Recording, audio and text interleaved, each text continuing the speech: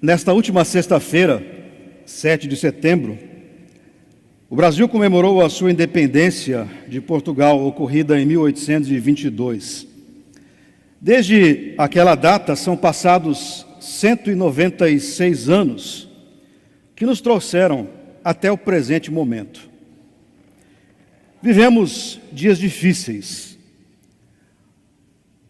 As personagens envolvidas naquele fato, há 196 anos atrás, talvez não imaginassem o quão difícil se tornaria o processo de formação e independência e consolidação de nosso país, como nação independente. O povo brasileiro, infelizmente, ao longo desse tempo, ao longo desses séculos, adaptou-se a viver de crise em crise. Crise econômica, crise monetária, crise na saúde, crise na educação, crise na segurança pública, crise na geração de empregos e agora crise ética e crise política. Essas duas últimas, crise ética e crise política, com certeza geram boa parte das outras crises. Aos mais pessimistas, a conclusão mais óbvia é a de que não há solução para esse país e que, ao último a sair, compete-lhe o ato de apagar as luzes. Mas talvez essa não seja a visão bíblica a respeito de como devemos agir, de como devemos ver a nação. Talvez essa não seja, de fato, a visão bíblica de como devemos lidar com as questões ligadas ao Estado, à nação, ao país, rejeitando, abandonando ou coisa parecida. A visão bíblica sobre o nosso relacionamento com o Estado como nação nos conduz justamente ao contrário dessa atitude. Expressão disso é a conversa que Jesus mantém com os escribas e principais líderes sacerdotes de Israel, quando estes principais líderes, escribas, junto com outros grupos, arquitetam uma maneira de pegar Jesus numa contradição e aí terem de que o acusá-lo formalmente. O texto que nós acabamos de ler. O estratagema era, aos olhos dos escribas e daquele grupo de líderes de Israel, o estratagema era perfeito. Perguntariam a Jesus se era correto pagar tributo, pagar imposto ao Estado, a César. Se respondesse que sim, Jesus ficaria numa situação complicadíssima diante de todos os judeus, uma vez que os judeus não queriam pagar imposto ao Império Romano, que era César. E veria assim Jesus a sua popularidade arruinada se respondesse sim àquela pergunta capciosa. Agora, se Jesus respondesse que não era correto pagar imposto a César, teria sérios problemas com o próprio império, correndo o risco, inclusive, de ser preso por levante ou por subversão. O plano era perfeito. Era perfeito. Jesus não tinha para onde correr. Respondendo sim, teria conflito com o povo. E respondendo não, teria conflito com o Império Romano. Não tem para onde fugir. Os escribas e principais líderes então enviam um grupo até Jesus para pôr em prática o plano. Primeiro, o ardiloso grupo enviado a Jesus o bajula, no versículo 21. Mestre, sabemos que falas e ensinas retamente, e não te deixas levar de respeitos humanos, porém ensinas o caminho de Deus segundo a verdade. Sabemos que tu és perfeito, mestre, que tu sabes todas as coisas. E o cobrem de bajulação. E depois o interpelam, já prontos para a comemoração. Afinal, como eu disse, o estratagema era perfeito. É lícito pagar tributo a César ou não? E então, aquele ardiloso grupo recebe dos lábios de Jesus a profunda e constrangedora resposta: dai a César o que é de César, e a Deus o que é de Deus. De acordo com o texto que nós lemos, como não puderam pegá-lo em contradição, o grupo sai calado e, com certeza, totalmente frustrado e envergonhado.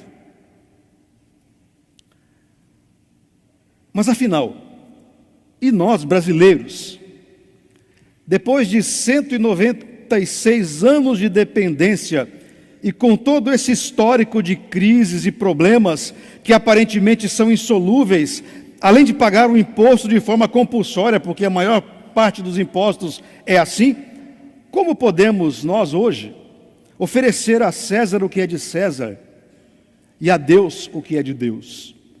Como você pode fazer isso? Como você, querido irmão, querida irmã, pode oferecer, dar a César o que é de César e dar a Deus o que é de Deus?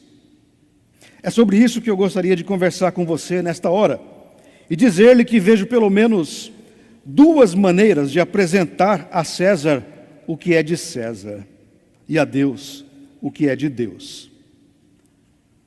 Primeira maneira de oferecer a César o que é de César, ou oferecer à nação o que é para a nação, é o envolvimento. Envolver-se. Envolver-se é dar a César o que é de César. Na época em que a pergunta foi feita a Jesus, a cobrança do imposto se dava de forma eficiente, porém de forma muito rudimentar. Havia o cobrador que recebia o valor de cada contribuinte, uma pessoa, de fato, coletando o imposto individualmente de cada pessoa. E nesse caso, especificamente, o tributo ao qual essa passagem se refere era uma taxa que era coletada pelo procurador do império. E cada homem adulto da Judéia devia pagá-lo, indistintamente. O valor era de 1 denário, uma moeda, uma pequena moeda de prata, cujo valor era igual ao salário diário de um trabalhador comum. Na verdade, como se fosse um dia de trabalho, era dado ao império. A moeda trazia de um lado a face do imperador, com a inscrição: Tibério César Augusto, filho do divino Augusto. E na outra face da moeda, ele é mostrado sentado num trono, vestido com roupas de sumo sacerdote, usando um diadema com a inscrição: Sumo Sacerdote. Daí que pagar esse denário, pagar esse imposto, era uma afronta, não só monetária, mas também religiosa, do judeu para com o império. Jesus pediu para ver uma moeda, quando o grupo lhe faz a pergunta. Jesus pede para ver uma moeda de denário, que era o valor a ser pago. E perguntou ao grupo: de quem é a efígie e a inscrição nesta moeda? De César, responderam os enviados dos escribas. Então Jesus completa o seu raciocínio.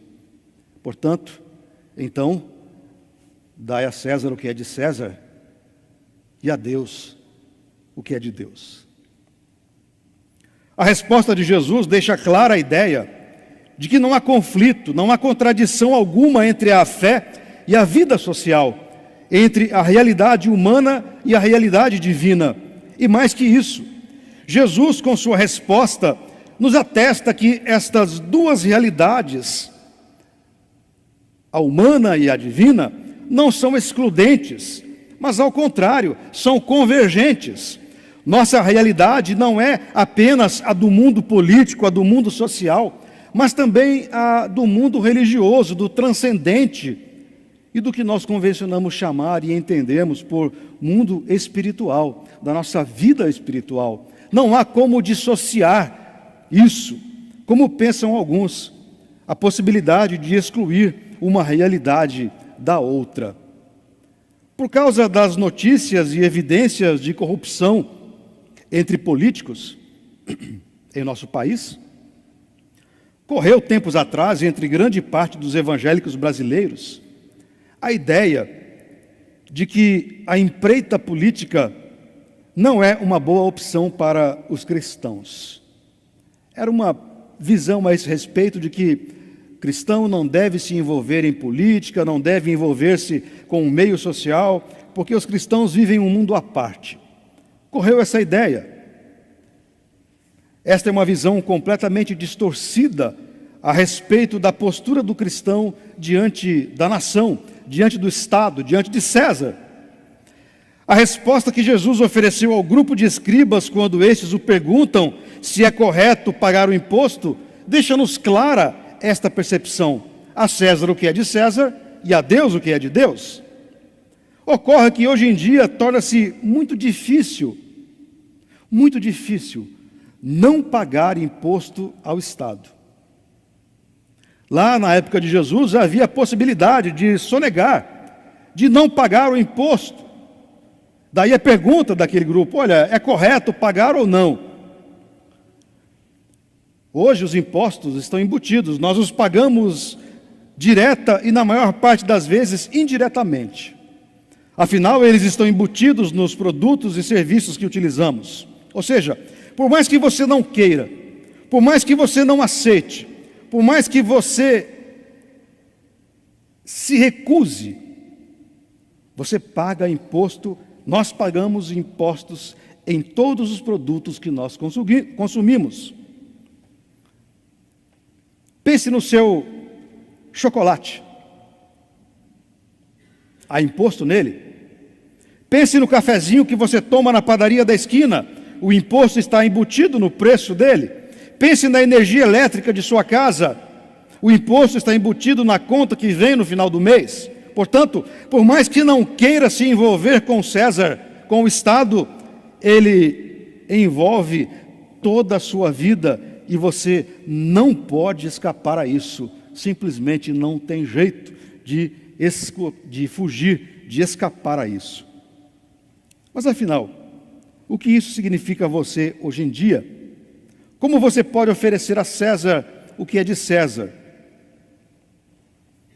Como eu disse, há pelo menos duas maneiras de fazermos isso. A primeira é envolver-se. Sim, envolver-se com as coisas do âmbito da nação, do âmbito do Estado, da nação, da sociedade como um todo. É assim que nós podemos também dar a César o que é de César. Hoje, a Igreja de Cristo é chamada a envolver-se nas questões sociais. Institucionalmente, a Igreja pode fazer isso com programas de ajuda a grupos menos favorecidos e em situação de risco. São os programas de atendimento diaconal, como os que são feitos pelo Ministério de Ação Social e Diaconia aqui da nossa igreja, da primeira igreja. É uma ajuda institucional, é um envolvimento institucional da igreja. Oferecemos a César o que é de César cada vez em que um projeto dessa natureza toma corpo.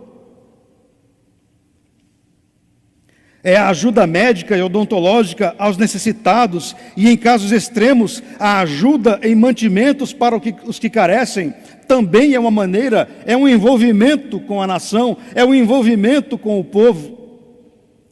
Quando a igreja se envolve institucionalmente com projetos dessa natureza, ou torna-se parceira com outras instituições, com o fim último de minimizar o sofrimento de grupos humanos, ela está oferecendo a César o que é de César.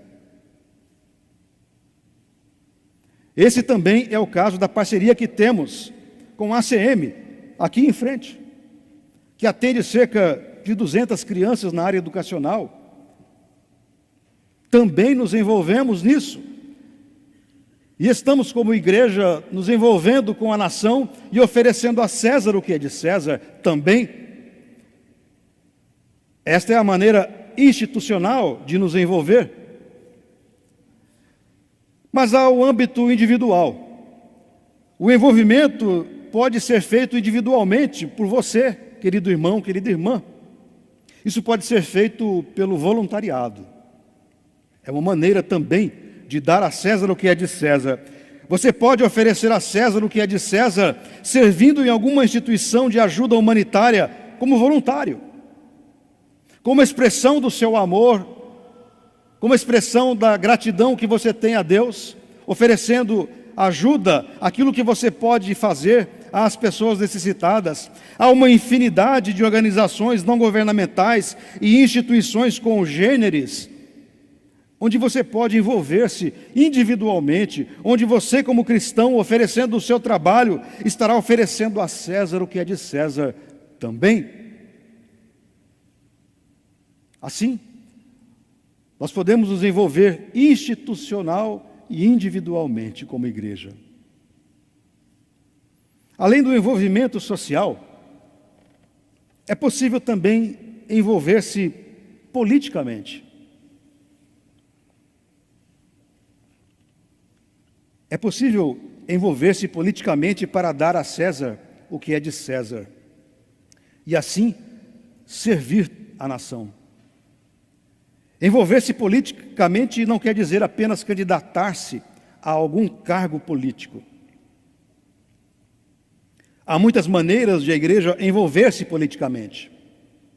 Uma destas muitas maneiras de envolvimento político institucional é o movimento Reforma Brasil, também nascido aqui na nossa igreja, na primeira igreja, e que tem como objetivo não candidatar-se ou apoiar algum candidato, nada disso, longe disso. Mas o movimento Reforma Brasil tem como objetivo conclamar todos os cidadãos brasileiros para lutar por uma reforma política de verdade para o Brasil. O movimento Reforma Brasil tem como pilares 7 reivindicações, de maneiras pelas quais nós podemos nos envolver politicamente como igreja.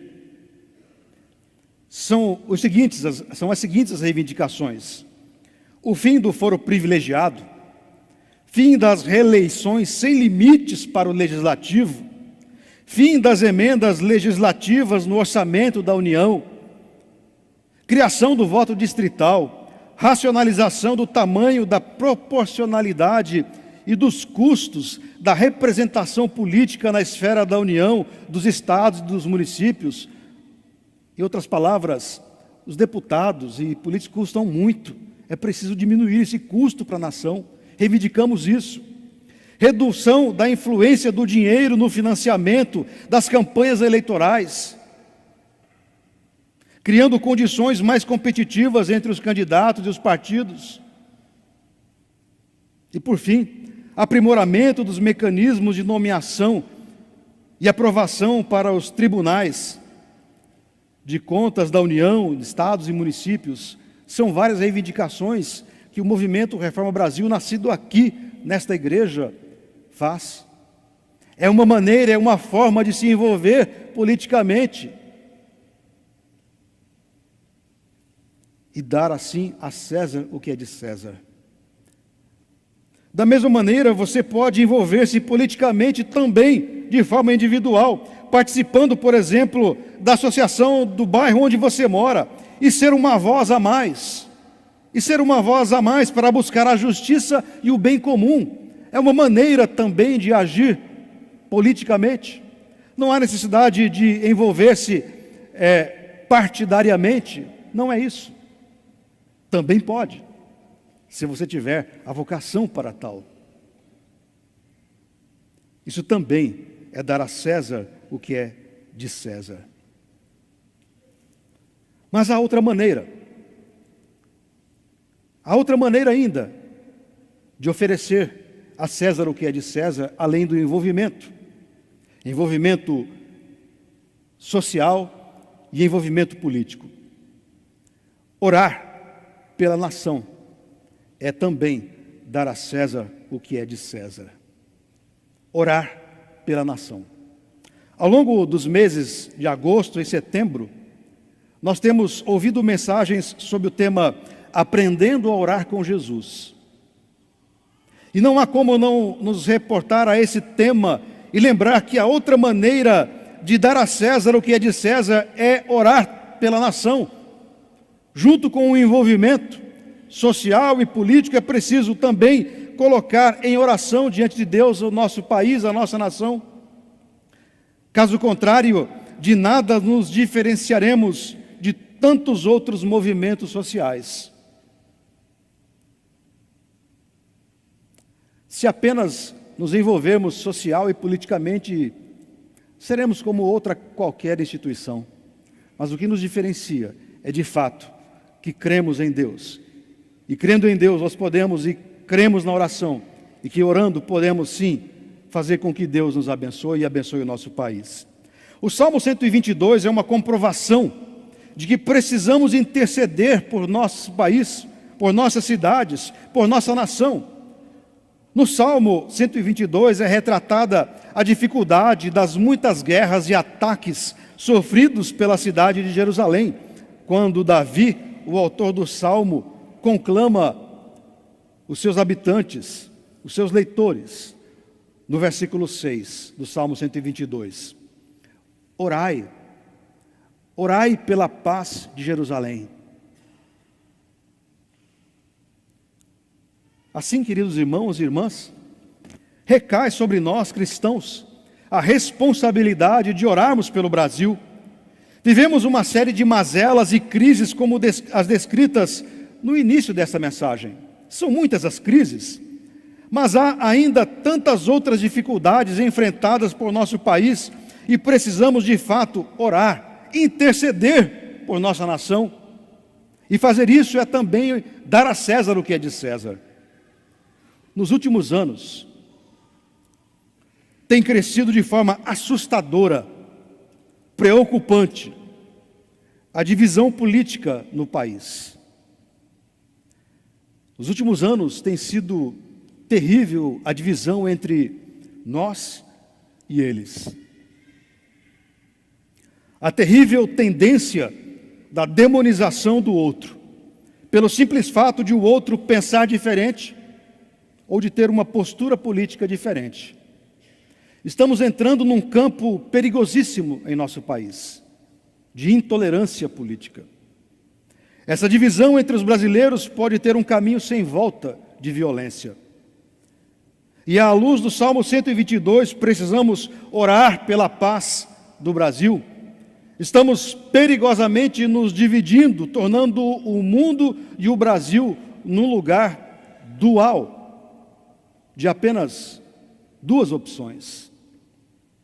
Diante desta constatação, não há como não citarmos, não há como fugirmos à reflexão ao atentado sofrido por um dos candidatos à presidência da República, que foi esfaqueado, praticamente ao vivo, para todo o país, visto que havia centenas de celulares filmando o momento.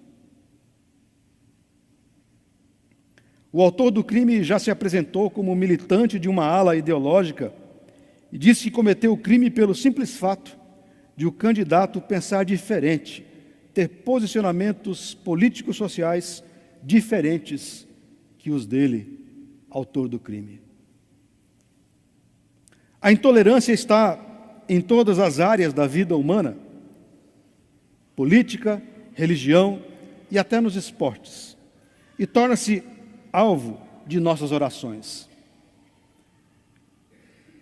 Permita-me contar uma história que não é real, mas ilustra bem esse problema.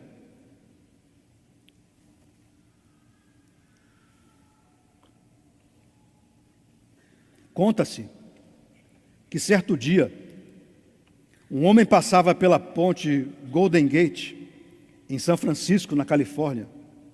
É uma ponte muito alta. E viu uma mulher na borda da ponte com a nítida intenção de se jogar. Preocupado e compadecido com aquela mulher, o homem parou o seu carro e iniciou um diálogo com aquela mulher, bem próximo a ela. Olá, qual é o seu nome? Lia, disse ela. Lia, Deus te ama, disse o homem. Naquele momento a mulher ficou tocada com aquele diálogo e com aquela frase inusitada e se emociona, começa a chorar. Então o homem lhe pergunta: Lia, você é budista, cristã, islâmica? Qual a sua religião? Eu sou cristã, disse a mulher. Puxa, que interessante! Eu também sou cristão. E você é cristã protestante ou católica? Eu sou protestante, responde a mulher. Olha que coisa linda! Eu também sou cristão protestante. E de que denominação você é membro, Lia? Eu sou presbiteriana, disse a mulher. Puxa, que extraordinário!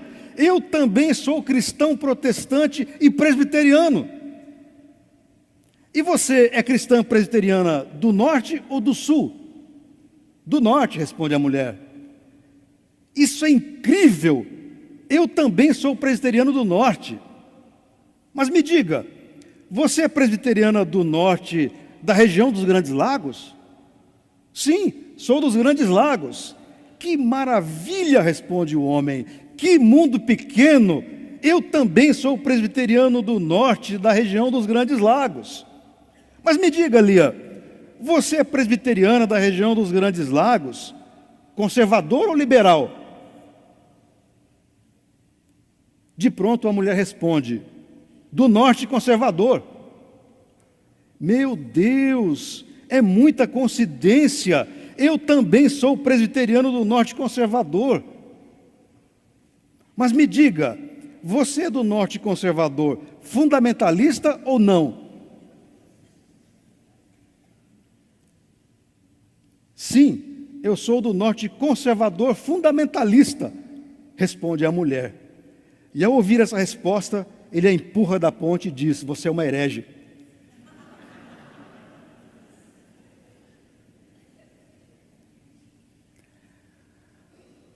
Essa história, que não é verdadeira, retrata o que é a intolerância. Apenas um detalhe separava aquelas duas pessoas. Vivemos um problema terrível no Brasil. Assim, queridos irmãos e irmãs, nós somos chamados a orar pela unidade da nação, pela paz de nosso país.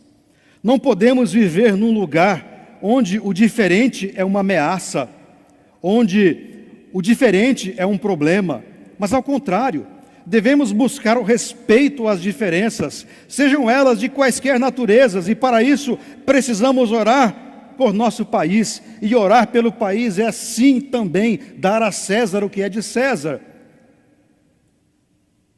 Nós somos chamados a isso. Você é chamado a isso. Mas orar pela nação, além de dar a César o que é de César, é também dar a Deus o que é de Deus. Mas orar pela nação, além de dar a César o que é de César, é também dar a Deus o que é de Deus. Ao longo desses 2 meses, temos ouvido a respeito da eficácia, do poder e dos benefícios da oração e de como Jesus nos orienta a orar, a fazê-lo. Orar nada mais é do que conversarmos com Deus, demonstrando nossa adoração a Ele, confessando o nosso pecado, pedir que Ele nos abençoe e também interceder por alguém ou por alguma situação. Deus se agrada de ouvir a sua voz em oração. Na verdade, Deus quer ouvir a sua voz. Deus tem anseio de ouvir sua voz. Daí as orientações bíblicas que nos advertem aqui: oremos sempre, orai sem cessar.